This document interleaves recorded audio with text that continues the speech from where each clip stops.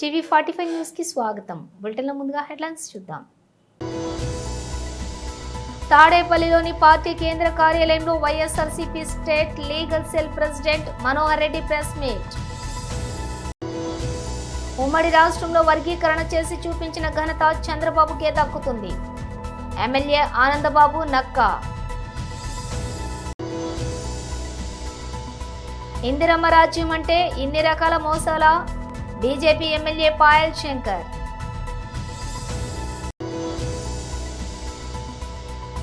BRS రజతోత్సవ సన్నాహక సమావేశం.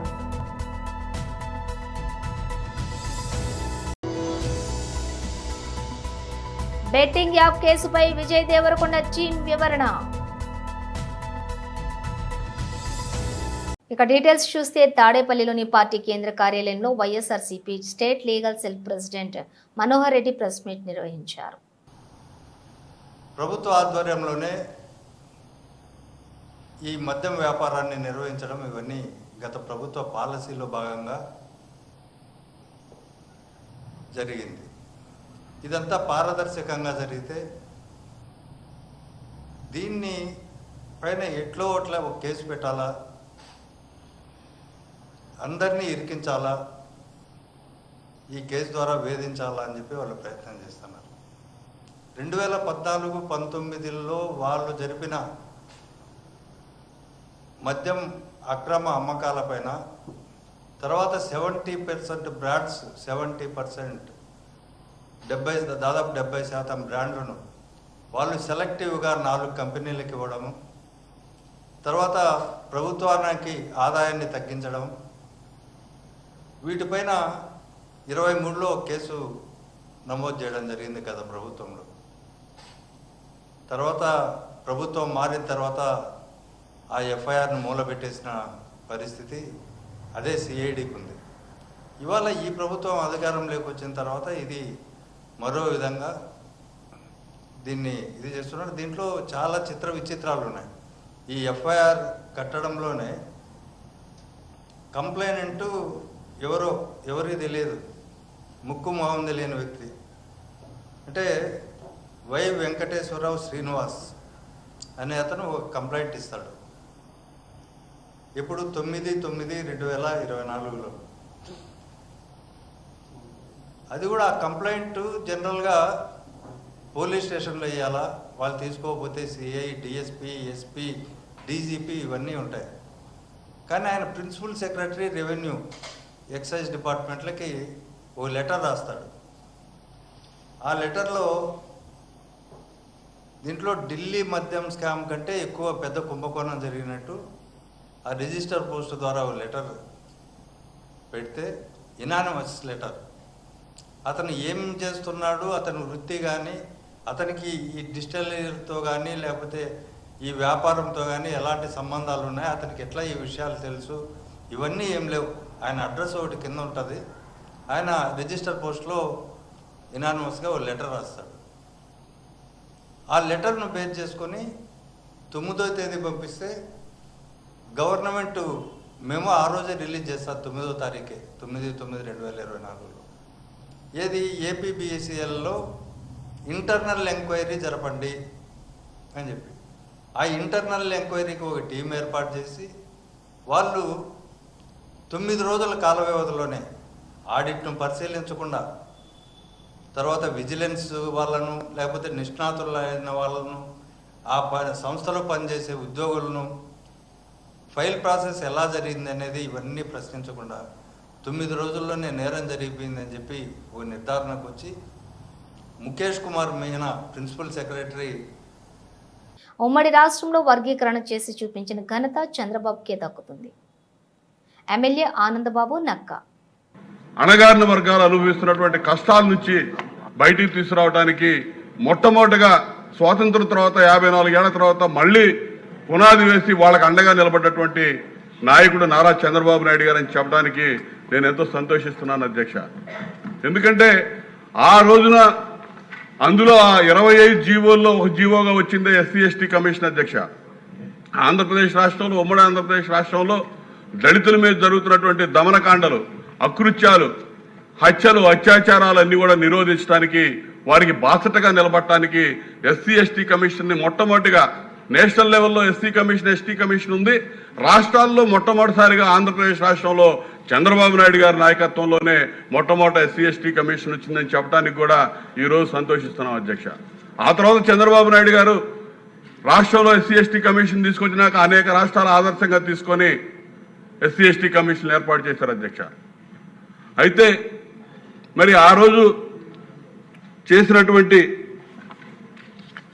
ఈ దళితులకి సంబంధించి ముఖ్యంగా క్లాసిఫికేషన్ అంశం అధ్యక్ష, ఈరోజు వచ్చినటువంటి సభలో వచ్చినటువంటి అంశం అధ్యక్ష, ఉపకులాల వర్గీకరణ షెడ్యూల్ కులాల్లో ఇది కూడా మొట్టమొదటి నుంచి ఉన్న అంశమే అధ్యక్ష.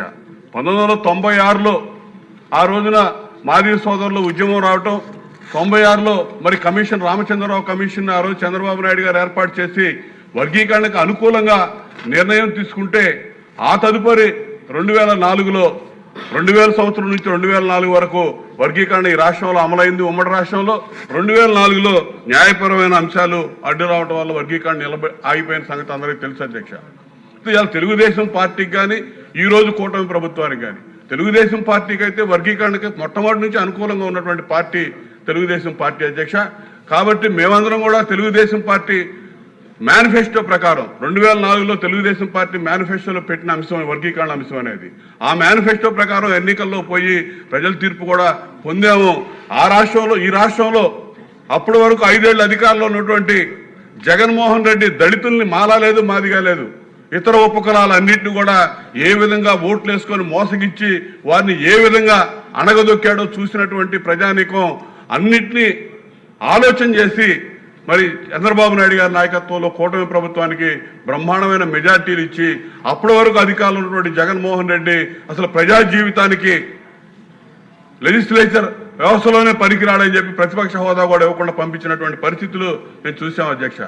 దానిలో భాగంగానే ఈరోజు మరి అధికారంలోకి వచ్చినాక ఏకసభ్య కమిషన్ ఏదైతే వర్గీకరణ కట్టుబడి ఉన్నామని చెప్పి ఎన్నికల మేనిఫెస్టోలో మేము పెట్టామో దానికి అనుగుణంగా ఏకసభ్య కమిషన్ రాజీవ్ రంజన్ మిశ్రా గారి ఆధ్వర్యంలో ఏకసభ్య కమిషన్ వేయటం, ఆ కమిషన్ రిపోర్టు 100 రోజుల్లోనే సబ్మిట్ చేయటం, దాని మీద మంత్రివర్గ ఉపసంఘం వేసి ఆ ఉపసంఘం రిపోర్టు కూడా సబ్మిట్ చేసినాక కేబినెట్ ఆమోదం చేసి ఈరోజు దీని మీద చర్చ.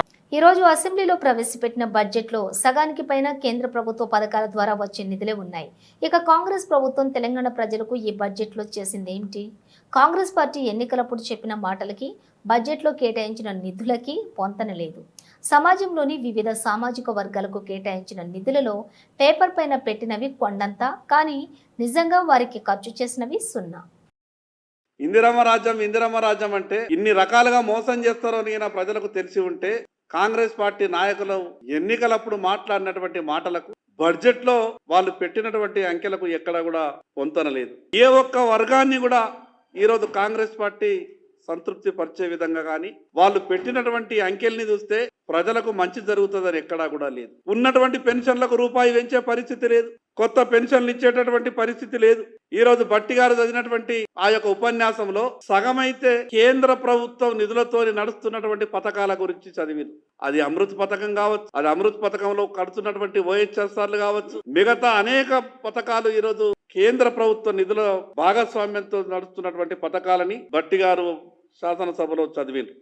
కాంగ్రెస్ పార్టీ మంత్రులు నాయకుల ప్రసంగాలు చూస్తే అనిపించింది ఎక్కడ బీసీలను ఉద్ధరిస్తారో, అసలు బీసీలని ఆదుకోవడానికే వీళ్ళు పుట్టిందా అనిపించింది. నిన్న లేక మొన్న శాసనసభలో చర్చ జరిగింది. ఈ రోజు బీసీలకు ఎట్లా మొండి చేయి చూపాలనో వాళ్ళు పెట్టినటువంటి పద్ధతులతోనే అర్థమైపోయింది. 20,000 కోట్ల రూపాయలు బీసీ సప్లాన్ నిధుల కింద ప్రతి సంవత్సరం కేటాయిస్తామని కేటాయించారు. గత సంవత్సరం పద్దుని ప్రతిపాదించి నయా పైసా కూడా ఖర్చు చేయలేదు. ఈ సంవత్సరం అయితే ఆ పద్దే లేదు, ప్రత్యేకంగా బీసీ సప్లాన్ అన్న పదమే లేదు.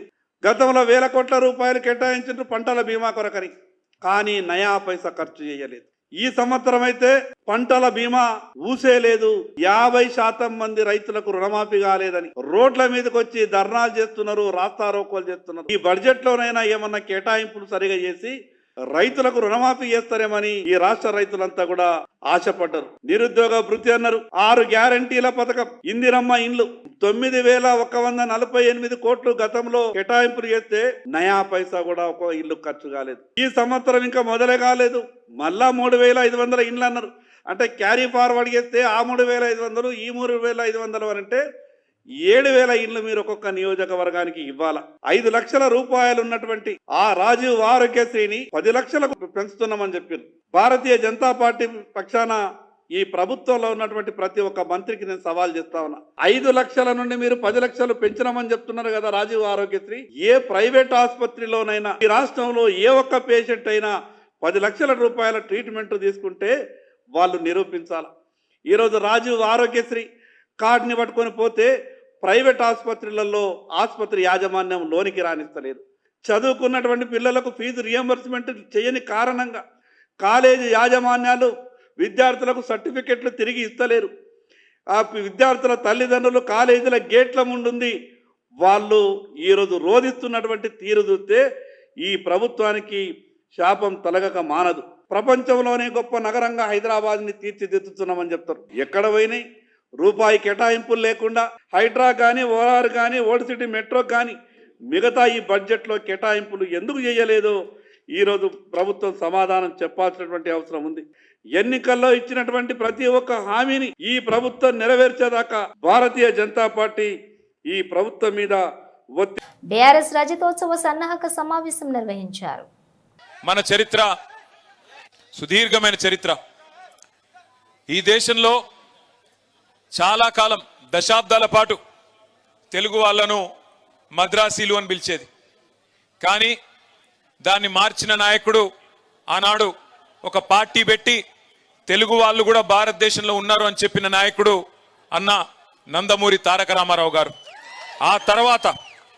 ఆ తర్వాత ఈ దేశంలో తెలంగాణకంటూ ప్రత్యేకమైన అస్తిత్వం ఉన్నది, ఇక్కడ ఈ దేశంలో తెలంగాణ అనే పౌరుషాల గడ్డ ఉన్నది అని ఎలుగెత్తి చాటిన నాయకుడు మన నాయకుడు గౌరవనీయులు పెద్దలు కేసీఆర్ గారు అన్న మాట నేను గుర్తు చేస్తా ఉన్నా. నేను ఎన్టీఆర్ గారి పేరు ఎందుకు తీసుకున్నానంటే దానికి ఒక ప్రత్యేకమైన సందర్భం ఉంది. ఈ 76 ఏళ్ల భారతదేశ స్వాతంత్రానంతర రాజకీయ చరిత్ర చూస్తే 2 పార్టీలు తెలుగు గడ్డ నుంచి పుట్టిన పార్టీలు విజయవంతంగా 25 ఏళ్ల పైచిలకు ప్రస్థానాన్ని కొనసాగించిన పార్టీలు 2. ఒకటి అన్నగారు పెట్టిన పార్టీ తెలుగుదేశం. సరే ఇవాళ అటుపక్కకి వెళ్ళిపోయింది, అక్కడే ఉంది. కానీ ఇక్కడ మళ్ళీ 2వ పార్టీ మన నాయకుడు ఎగిరేసిన గులాబీ జెండా నుంచి తెలంగాణ వారి గుండెల్లోంచి పుట్టిన పార్టీ మన పార్టీ బీఆర్ఎస్ పార్టీ. ఆనాడు ఇవాళ చాలా మంది చాలా మాట్లాడొచ్చు. జగదీష్ అన్న చెప్పినట్టు ఇలా ఎవడు పడితే వాడు భూమికి 3 ఫీట్లు ఉన్నోడు కూడా చాలా మాట్లాడుతున్నాడు అసెంబ్లీలో. భూమికి 3 ఫీట్లు కూడా లేడు కానీ మరుగుజ్జు వాడు కూడా మాట్లాడుతున్నాడు. మరుగుజ్జు అంటే నేను మరుగుజ్జులను అవమానిస్తలేను, రాజకీయ పిగ్మీ అంటున్నా. కేసీఆర్ మోకాలెత్తు కూడా సరిపోనోడు కూడా ఇవాళ ఓహో ఆహా అని చెప్పి గర్జిస్తా ఉన్నాడు. టైం ఎట్లొచ్చిందంటే గ్రామ సింహాలు కూడా సింహాల్లాగా ఎగురుతున్నాయి, వానపాములు కూడా నాగుపాములై బుసగొడుతున్నట్టు పోజులు కొడుతున్నాయి. అట్లాంటి పరిస్థితి వచ్చింది. కానీ ఒక్కసారి వెనకకి తిరిగి తొంగి చూస్తే 2001లో ఒక్కసారి మీకు అర్థం కావడానికి క్లుప్తంగా చెప్పే ప్రయత్నం చేస్తాను నేను. ఈరోజు ఇంతమందిమి, ఇంత పెద్ద బలగం సూర్యాపేటలో ఒక మీటింగ్, ఒక కార్యకర్తల సమావేశానికి వస్తే 4.5 కిలోమీటర్ల ర్యాలీ, ఎక్కడికక్కడ ప్రజలు బారులు తీరి ఏదో ఎలక్షన్లలో రోడ్ షో అయినట్టు ఎక్కడికక్కడ చేతులు ఊపుతూ ఇట్లా చూపెడుతూ అన్నా మళ్ళా మీరే వస్తారు, తప్పకుండా మళ్ళీ మీరే గెలవాలని చెప్పి ఆశీర్వదించే పరిస్థితి 15 నెలలు తిరగకుండానే వచ్చింది. ఇంత పెద్ద సైన్యం ఇవాళ మనకు తయారైంది. కానీ 2001లో ఏంటిది పరిస్థితి? ఆనాడు కేసీఆర్ గారు పార్టీ పెట్టినప్పుడు ఏమున్నది కేసీఆర్ గారికి? ఆనాడు కేసీఆర్ గారు ఆయన వయస్సు 46-47 ఏళ్ల వయస్సు. పార్టీ పెట్టినప్పుడు ఒక రాజకీయ పార్టీ పెట్టాలంటే నిజంగా చెప్పాలంటే దుస్సాహసం. అప్పటికే 100 సంవత్సరాల చరిత్ర కలిగిన కాంగ్రెస్ పార్టీ ఒకవైపు, మరొక వైపు భారతదేశాన్ని ఆనాడు నడుపుతున్నది ఎన్డీఏ ప్రభుత్వం, భారతీయ జనతా పార్టీ ప్రభుత్వం. వాళ్ళు ఒకవైపు ఉన్నారు, బీజేపీ పార్టీ ఒకవైపు. మూడో వైపు అదే ఎన్డీఏకు కన్వీనర్గా ఉంటూ ఉమ్మడి ఆంధ్రప్రదేశ్కు ముఖ్యమంత్రిగా ఉంటూ ఢిల్లీలో చక్రం తిప్పుతూ మొత్తం భవిష్యత్తు నాదే 2020 విజన్ అంటూ ఆనాడు 20 ఏళ్లు నాదే. యూట్యూబర్లకే కాదు సినీ తారలకు కూడా బెట్టింగ్ యాప్ల వ్యవహారం మెడకు చుట్టుకుంటోంది. విజయ్ దేవరకొండ, రానా, ప్రకాష్ రాజ్, మంచులక్ష్మి, నిధి అగర్వాల్, ప్రణీత తదితరులపై కేసు నమోదైనట్లు తెలుస్తోంది. ఈ నేపథ్యంలోని హీరో విజయ్ దేవరకొండ టీం వివరణ ఇచ్చింది. చట్టబద్ధమైన అనుమతులు ఉన్న గేమ్స్కే విజయ్ దేవరకొండ ప్రచారం చేశారని టీం స్పష్టం చేసింది. అది కూడా స్కిల్ బెస్ట్ గేమ్స్కే విజయ్ ప్రకటన చేశారని పేర్కొంది. అనుమతి ఉన్న A23 అనే సంస్థ తరపున విజయ్ దేవరకొండ పనిచేశారని వివరించింది. రంకీ స్కిల్ బెస్ట్ గేమ్ అని సుప్రీంకోర్టు పలుమార్లు చెప్పిందని వెల్లడించింది. A23 సంస్థతో విజయ్ దేవరకొండ ఒప్పందం గత సంవత్సరమే ముగిసిందని స్పష్టం చేసింది. ప్రస్తుతం A23 సంస్థతో విజయ్ దేవరకొండకు ఎలాంటి సంబంధం లేదని తెలిపింది. తెలంగాణ విద్యార్థి పరిషత్ బిక్నూర్ శాఖ ఆధ్వర్యంలో MUOకి వినతి పత్రం అందజేయడం జరిగింది. ఈ సందర్భంగా TGVP కామారెడ్డి జిల్లా అధ్యక్షులు గంధం సంజయ్ మాట్లాడుతూ రేపటి నుంచి ప్రారంభమయ్యే 10వ తరగతి పరీక్షల గురించి బిక్నూర్ మండల కేంద్రంలో 4 సెంటర్లు ఉన్నాయి. ఇందులో ముఖ్యంగా 642 మంది విద్యార్థులు 10వ తరగతి పరీక్షలు రాస్తున్నారు. వారికి ఎటువంటి ఇబ్బందులు లేకుండా చూడాలని MUOని కోరటం జరిగింది. అలాగే మండల కేంద్రంలో ఉన్నటువంటి 4 సెంటర్లపై MUO గారు పూర్తిగా దృష్టి పెట్టాలని కోరటం జరిగింది. అలాగే ఏ ఒక్క సెంటర్లో కూడా మాస్క్ కాపీయింగ్ జరగకుండా ముఖ్యంగా పకడ్బందీగా అన్ని ఏర్పాట్లు చేయాలని డిమాండ్ చేయడం జరిగింది. పరీక్షలు ప్రారంభం అవుతా ఉన్నాయి కాబట్టి ఈరోజు MUO గారికి వినతి పత్రం అందజేయడం జరిగింది. దాంట్లో ముఖ్యంగా మెన్షన్ చేసిన ఏంటంటే విద్యార్థులకు ఎటువంటి ఇబ్బందికరంగా ఉండకుండా అన్ని వసతులు ఏర్పాటు చేయాలి.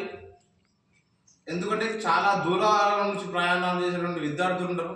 వాటర్ ఫెసిలిటీస్ కావచ్చు, బాత్రూమ్స్ కావచ్చు, అవన్నింటినీ విద్యార్థులకు అనుకూలంగా ఉండే విధంగా విద్యార్థులు ఎటువంటి ప్రాబ్లమ్స్ ఫేస్ చేయొద్దని చెప్పేసి ఈరోజు MUO గారిని కోరుతూ MUO గారికి వినతి పత్రం ఇవ్వడం జరిగింది.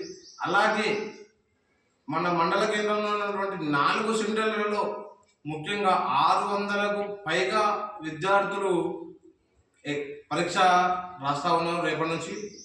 ఆ విద్యార్థులు 4 సెంటర్లలో విద్యార్థులు ఎగ్జామ్స్ రాస్తా ఉన్నారు. 2 మన బిక్నూర్ బాయ్స్ ఒకటి, గర్ల్స్ ఒకటి జంగంపల్లి, ఒకటి పెద్దమల్లారెడ్డి మన బిక్నూర్ మండల కేంద్రంలో. ముఖ్యంగా మాస్ కాపింగ్ ఎక్కడ ఇక్కడ ఉన్నటువంటి 4 సెంటర్లలో ఏ ఒక్క సెంటర్లో కూడా మాస్ కాపింగ్ జరగకుండా పకడ్బందీగా విద్యార్థులు పరీక్షలు రాయాలని చెప్పేసి ఈరోజు MUO గారికి వినతి పత్రం ఇవ్వడం జరిగింది. ఎందుకోసం అంటే ఇప్పటి విద్యార్థులే రేపటి భవిష్యత్తుకు పునాది. ఆ విషయాన్ని దృష్టిలో పెట్టుకొని టీచర్స్ కావచ్చు, ఈ ప్రైవేట్ విద్యా సంస్థలు కావచ్చు, వారికి ఈ మాస్ కాపింగ్ అనేది జరగకుండా చూడాలని చెప్పేసి MUO గారిని ముఖ్యంగా కోరడం జరుగుతూ ఉంది. గంధం సంజయ్, TGVP కామారెడ్డి జిల్లా అధ్యక్షులు. వైసీపీ సభ్యులు కొంతమంది దొంగల్లా సభకు వచ్చి సంతకాలు పెట్టి వెళ్తున్నారు. ప్రజాస్వామ్యంలో అది సమంజసం కాదు. దొంగల్లా వచ్చి సంతకాలు పెట్టాల్సిన అవసరం ఏంటి? మీరు ఎమ్మెల్యేలు దర్జాగా రండి, రిజిస్టర్లో సంతకాలు పెట్టి సభలో కనిపించడం లేదు. వైసీపీ సభ్యుల తీరు దురదృష్టకరం. రిజిస్టర్లో సంతకాలు చేసి సభలో కనిపించని 7 వైసీపీ ఎమ్మెల్యేలు వై బాలనాగిరెడ్డి, తాటిపర్తి చంద్రశేఖర్, రేగం మత్స్యలింగం, విరూపాక్షి, దాసరి సుధా, అమరనాథ్ రెడ్డి, విశ్వేశ్వర రాజులు మీకు ఓట్లేసిన ప్రజలకు ఇలా చేసి తలవంపులు తేవద్దని కోరుతున్నాం. ప్రతిపక్షానికి చెందిన గౌరవ సభ్యులు ప్రశ్నలు వేస్తున్నారు, రావట్లే. దాని మీద దాని కారణం ఏంటంటే వాళ్ళు ప్రశ్నలు వేయడం వల్ల మరొక 2 మెంబర్స్ మాట్లాడే అవకాశం పోతుంది. అది సమంజసం కాదు ప్రజాస్వామ్యంలో. కానీ ప్రశ్నలు అడగడానికి సభలో ఉండటం లేదు. మీరు చూస్తూనే ఉన్నారు, ప్రశ్నలు వస్తున్నాయి, వాళ్ళు సభలోకి రావట్లేదు. ఈ కారణంగా సభలో ఎవరో ఒకరి ద్వారా మరో 2 ప్రశ్నలు అడిగే అవకాశం కోల్పోతున్నారు. ఇది చాలా దురదృష్టకరం. సభకు ఎన్నికైన గౌరవ సభ్యులు సగర్వంగా సభకు రావాలి. ప్రజలు ఎన్నుకున్నారు మిమ్మల్ని, సభలోకి వెళ్ళి మా సమస్య మాట్లాడమని. సభకు రావాలి. ఎవరికీ కనిపించకుండా వచ్చి సభ్యులు హాజరు పట్టికలో సంతకాలు చేసి వెళ్ళిపోతున్నారండి దొంగలలాగా వచ్చి. మీరు గౌరవ సభ్యులే, ప్రజలు ఎన్నుకున్నారు, మీరు ఎమ్మెల్యేస్. దొంగలలాగా వచ్చి సంతకాలు పెట్టవలసిన అవసరం ఇచ్చింది కర్మ. ఒకసారి ఎమ్మెల్యేగా గౌరవప్రదమైన దీంట్లో ఉండి హాజరు పట్టికలో సంతకం చేసి సభకు ఆ మోహం చాటేయడం వారికి గౌరవాన్ని తగ్గించిందే తప్ప పెంచదని చెప్పి నా తాలూకు అభిప్రాయం. వీరిలో ముఖ్యంగా నా దృష్టికి వచ్చింది వై బాలనాగిరెడ్డి గారు, తాటిపర్తి చంద్రశేఖర్ గారు, రేగం లింగం గారు, మత్స్యలింగం గారు, విరూపాక్ష గారు, మత్స్యరాస విశ్వేశ్వరరాజు గారు, ఆగిపాటి అమర్నాథ్ రెడ్డి గారు, దాసరి సుధ గారు. మనం చూసాం. మనం గవర్నర్ ప్రసంగం ముగిసిన తర్వాత అంటే ఫిబ్రవరి 24వ తేదీ తర్వాత వేరు తేదీల్లో ఫిట్నెస్ రిజిస్టర్లో సంతకాలు పెట్టేట్టు నా దృష్టికి వచ్చింది. అంత దొంగచాటును వచ్చి ఒక దొంగల మాదిరిగా సంతకాలు పెట్టవలసిన అవసరం లేదు. కానీ వారు ఎవరు కూడా నాకు సభలో కనిపించలేదు. సంతకాలు ఉన్నాయి కానీ సభలో కనిపించారండి మీకు ఎవరికన్నా? నాకైతే కనిపించలేదు. ఇది ఎంతవరకు సమంజసం వారే నిర్ణయించుకోవాలి. మనల్ని ఎన్నుకున్న ప్రజలు మనం ఆదర్శంగా నిలవాలి తప్ప ప్రజలకి, మీకు ఓట్లేసిన ప్రజలకి తలవంపులు తెచ్చేలే ప్రవర్తించకూడదని చెప్పి నా అభిప్రాయం. ఈ సభ ముందు పెట్టాలని చెప్పి నేను ఈ 2 విషయాలు మీకు తెలియజేస్తానండి. భార్య వేధింపులు భరించలేకపోతున్నానంటూ బెంగళూరుకు చెందిన సాఫ్ట్వేర్ ఇంజనీర్ శ్రీకాంత్ పోలీసులను ఆశ్రయించారు. నిత్యం దూషించడం, డబ్బుల కోసం డిమాండ్ చేయడంతో పాటు అడిగినంత ఇవ్వకుంటే ఆత్మహత్య చేసుకుంటానని బెదిరిస్తోందని ఆయన ఫిర్యాదులో పేర్కొన్నారు. అంతేకాదు తనతో కాపురం చేయాలంటే రోజుకు 5,000 ఇవ్వాలని అడుగుతోందని ఆవేదన వ్యక్తం చేశారు. వర్క్ ఫ్రం హోమ్ చేసుకోనివ్వడం లేదని, జూమ్ కాల్ మాట్లాడుతూ ఉంటే మధ్యలో వచ్చి డాన్స్ చేస్తోందని చెప్పారు. ఇవన్నీ భరించలేక విడాకులు కోరితే 45 లక్షలు ఇవ్వాలని డిమాండ్ చేస్తోందన్నారు. తమకు 2022లోనే వివాహం జరిగిందని తెలిపారు. కాగా శ్రీకాంత్ భార్య మాత్రం ఇవన్నీ తప్పుడు ఆరోపణలని కొట్టిపారేశారు. మరో పెళ్లి చేసుకోవడం కోసం తనపై నిందలు వేస్తున్నాడని, ఆడియోలు వీడియోలను ఎడిట్ చేసి వాటితో పోలీసులకు తప్పుడు ఫిర్యాదు చేశాడని ఆరోపించారు. బులెటిన్ ముగించే ముందు హెడ్లైన్స్ మరోసారి. తాడేపల్లిలోని పార్టీ కేంద్ర కార్యాలయంలో YSRCP state legal cell president Manohar Reddy press meet. ఉమ్మడి రాష్ట్రంలో వర్గీకరణ చేసి చూపించిన ఘనత చంద్రబాబుకే దక్కుతుంది. ఎమ్మెల్యే ఆనందబాబు నక్కా. ఇందిరమ్మ రాజ్యం అంటే ఇన్ని రకాల మోసాల? BJP MLA Payal Shankar.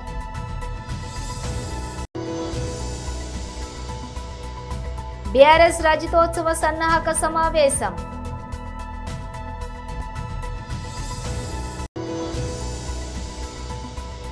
Betting app కేసుపై విజయ్ దేవరకొండ టీం వివరణ.